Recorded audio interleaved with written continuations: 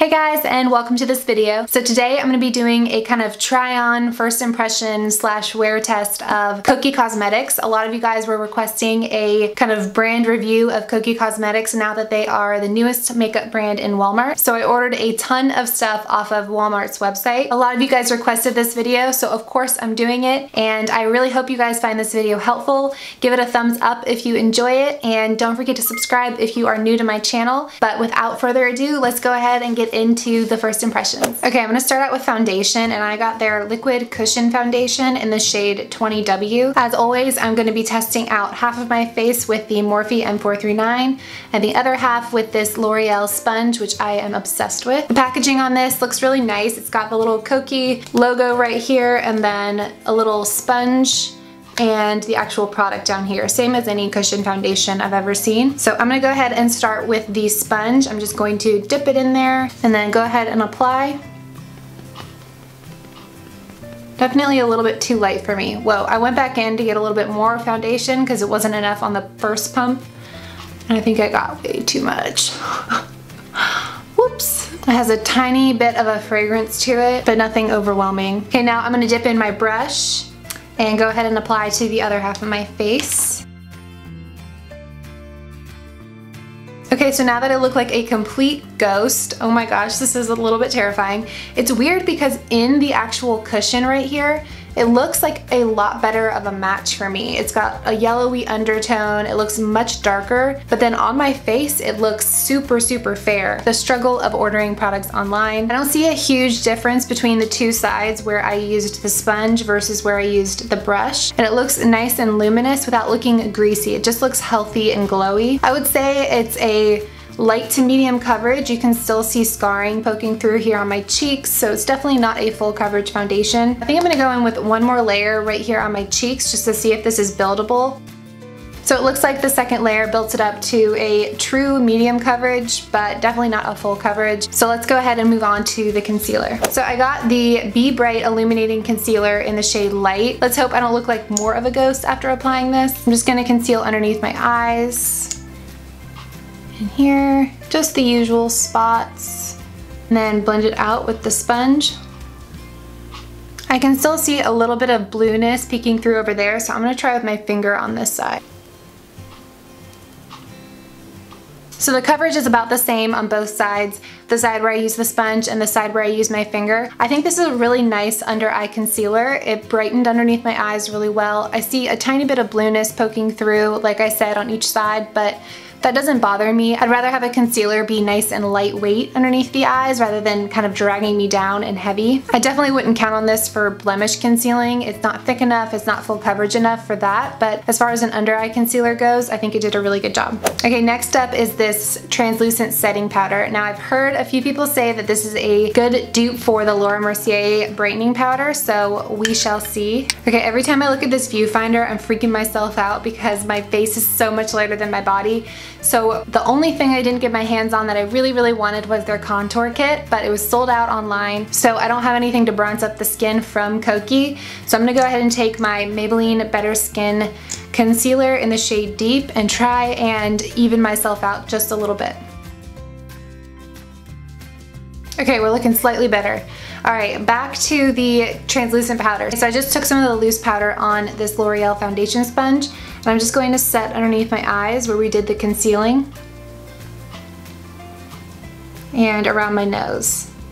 Wow. Just wow. Let me show you guys up close. So on this side, you can see all of my pores. I haven't set this side yet. On this side, it looks completely airbrushed, and this is where I've applied the powder.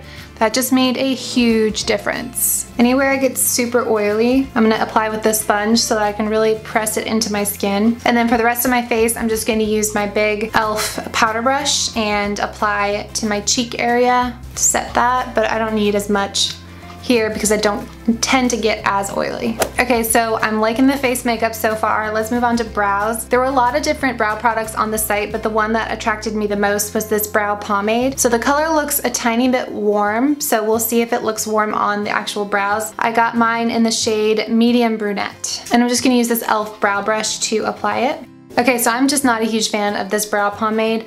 I felt like a little bit went too long of a way, if that makes sense. It was almost too pigmented where I felt like I was kind of drawing on my brows. And I prefer to have a brow product with medium pigmentation so that they don't look drawn on, but that I have enough to kind of fill in the sparse areas. But the main thing I don't like about it is the color. I feel like it looks very warm, and just for comparison, this is the Kokie medium brown, and this is the e.l.f. medium brown. This is a lot more of an ashy brown, whereas this is a lot warmer of a brown. And this one just looks a lot more natural, at least on my hair color, so not a huge fan of this. Okay, so next up I've got this eyeshadow palette. This is the Master Essentials eyeshadow palette, and I'm really excited about it because it's got like warm tones, cool tones, neutrals, and then some more funky pops of color in here as well. So I'm gonna go simple today and go ahead and start out with this darker kind of brown shade in my crease. And I'm gonna do that with this Wet n Wild crease brush, as always. It's quite pigmented, but surprisingly easy to blend for such a deep shade. All right, next I'm gonna take this golden shade right here. It's like a golden bronzy shade. I think I'm just gonna take this on my finger and then just blend everything out.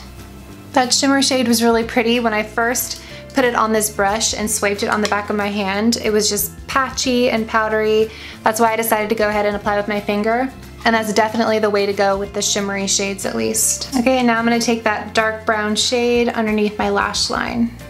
Okay, next up for the eyes, I've got this Line and Style Kokie Professional liquid eyeliner. Ooh, this looks nice. It's like nice and long and thin, and I like the shape of this. It's like a pin. Just gonna line really close to my lash line. It was medium easy to apply, I guess you would say. I don't hate it, I don't love it. It's an eyeliner. I really like the shape, but it definitely started running out as I was doing this eye.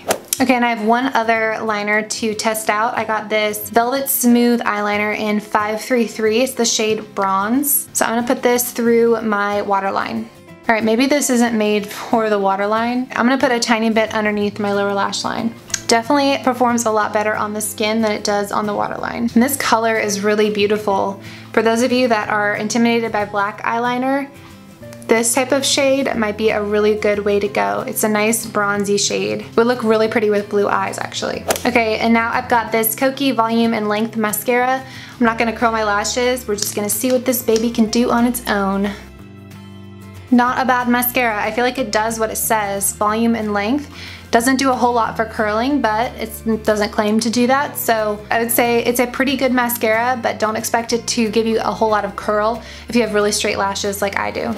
Okay, so we're done with the eyes. I'm gonna throw on some contour and bronzer and I'll be right back. Okay, I went in with this Wet n Wild contouring palette and this CoverGirl TruBlend blush, two of my faves. Still trying to even everything out a little bit, we're working on it. But the next product for us to test is this Strobing palette. So this has 4 different highlighters in it. They all look very pretty. So let's see. That looks like a powder. Let's try this one. Okay, let's see these guys. Not a whole lot of shimmer going on here, but let's try it. We're gonna give it a shot on the face. So I think I'm gonna mix these 2 colors right here. It looks a lot better on the face than it does in a swatch, but this was a $12 palette. I'm gonna go ahead and say no on this one. Definitely pass on this palette because the highlighters are, I mean, they're okay at best, and that's kind of pricey for subpar highlighters. Okay, and then we've got 2 more products. The first is this lip color, and not even on purpose. In my last video, I used a color very similar to this, like a red-orange, and we're gonna do it again, and a bronzy eye. I think this is like my new favorite summer makeup look, so I'm sorry that I'm doing a very similar look again. It's a liquid matte powder. That's an interesting concept. Wonder if it's gonna feel like a powder. I got the shade Star Status. It's a really pretty kind of corally shade. Let's see how it looks on. Woo! That's like neon.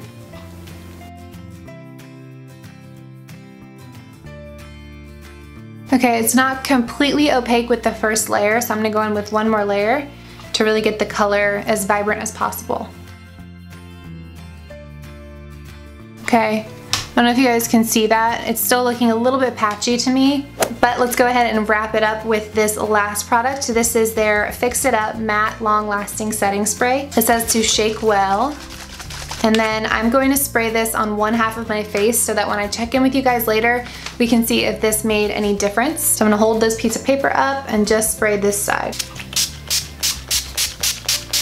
Okay, so this has a really nice fine mist. No complaints there. The packaging and the mist remind me a lot of the NYX matte setting spray. It looks a lot like that and feels a lot like that on the face, which is good because I love that setting spray. So I'm gonna wear this makeup for the next several hours, and then I will come and check in with you guys and let you know how everything holds up. Hey guys, I am back. It's been about 8 hours since I first applied all of this makeup. I haven't touched up at all. So as you guys can probably see, I am very, very shiny right now. And it's weird because I look super shiny and yet it looks super dry. Let me give you guys a close-up. So right here, kind of around my mouth, is starting to look really, really dry. And then around my T-zone, it's so oily. I don't know if you guys noticed in the up close, but like I am already starting to break out from this foundation. Like I already have a breakout and I cannot wait to take it off because I feel like my skin just does not like this foundation. So even though I liked it as I put it on throughout the day, I feel like the foundation just did not hold up and I am not a fan. The other thing is this lip color. This is not one of those lip colors or formulas that's gonna fade nicely. My lips look super patchy and dry right now. The eyeshadow has held up really, really well considering I didn't use a primer or anything. The mascara, if you guys can see,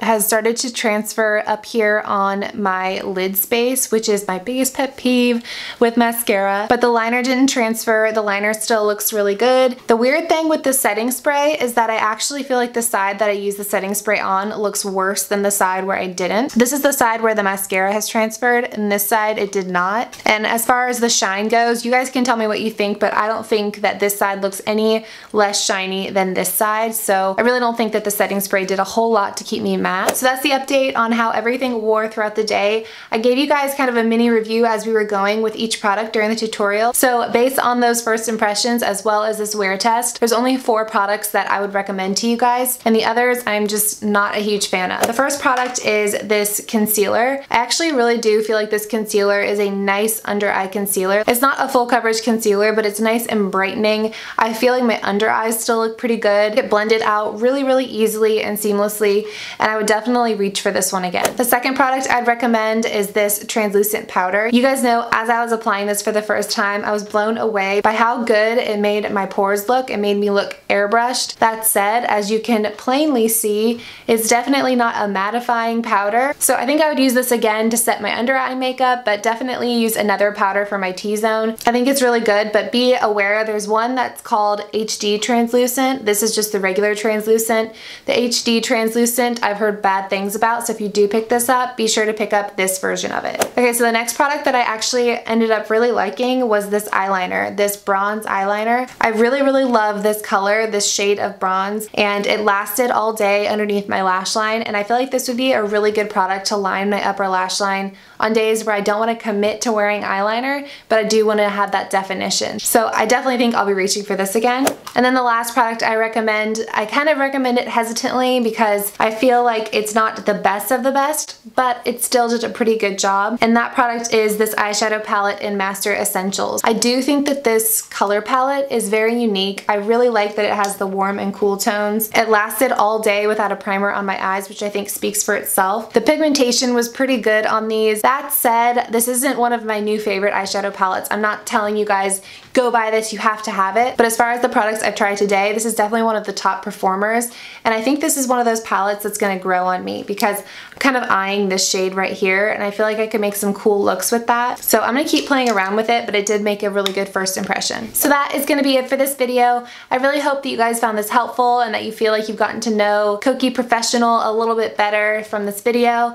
Let me know if you have any questions down in the comments below, and I will see you guys in my next video.